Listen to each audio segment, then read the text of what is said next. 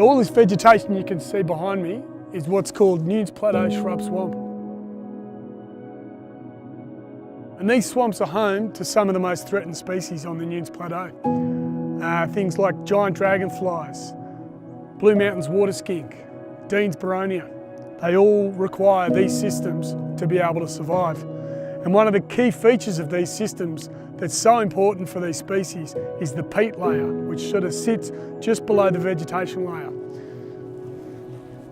This peat here takes thousands and thousands of years to form, which is why when we get four-wheel drives and other recreational vehicles going through the swamps, chewing up all this peat, it means that the swamps are going to take a long time to recover. There's a pretty good chance that all the damage that's been done to date won't ever become actual peat swamp again in our lifetime and in probably our kids' lifetime.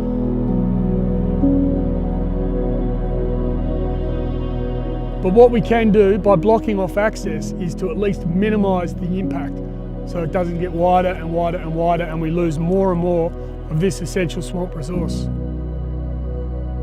So often I see people come into a sport and they're new to it, so whether it be four-wheel driving, motorbiking or whatever it be, and they don't understand that there's a technical element to the sport. So essentially their knowledge is right foot, donuts, doing burnouts, all of that sort of stuff, because that's all they know.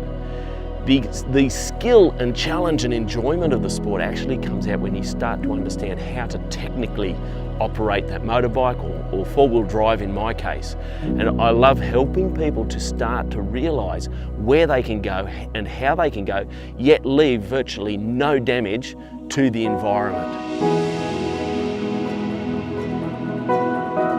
And I think manage is the key word. It's not lock out, it's not free carte blanche access to everything. There needs to be management, and it's finding that middle ground that I'm really keen about helping people to do, whether they be a land manager or whether they be a four-wheel driver.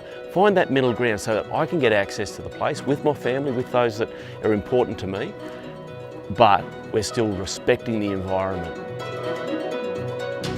A few hundred metres down that way is Dargan Dam, which is a really great local tourist attraction, great place to swim, there's canyoning and all that sort of stuff.